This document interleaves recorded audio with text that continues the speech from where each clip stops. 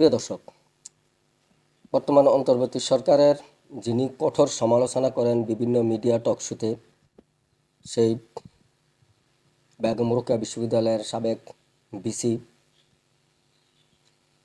Professor doctor Nazmul Hasan Kalimullah স্যারকে গতরাত তাকে গ্রেপ্তার করা হয়। রাজধানীর মোহাম্মদপুর এলাকা থেকে বেগম রোকেয়া বিশ্ববিদ্যালয়ের উপাচার্য অধ্যাপক ডক্টর নাজমুল হাসান কলিমুল্লাহকে বৃহস্পতিবার তাকে গ্রেপ্তার করেছে গোয়েন্দা পুলিশ।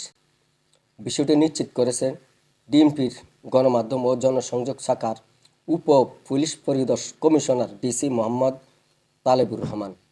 তিনি বলেন, দুর্নীতির অভিযোগে দুদক কর্তৃক তদন্তাধীন একটি মামলায় দুদকের রিকুইজিশন ছিল তার বিরুদ্ধে। সেটির ভিত্তিতে গোয়েন্দা কার্যক্রম পরিচালনার মাধ্যমে মোহাম্মদপুরের নিজ বাসা থেকে বেগম রোকেয়া বিশ্ববিদ্যালয়ের সাবেক ভিসি নাজমুল হাসান কলিমুল্লাহকে গ্রেপ্তার করা হয়েছে। দুদকের কাছে হস্তান্তরের বিষয়টি প্রক্রিয়াধীন। প্রিয় দর্শক,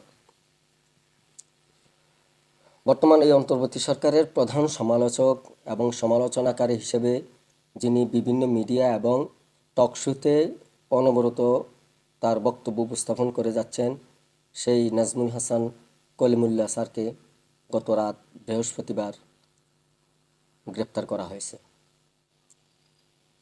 প্রিয় দর্শক, এ পর্যন্তই। সকলে ভালো থাকেন, সুস্থ থাকেন।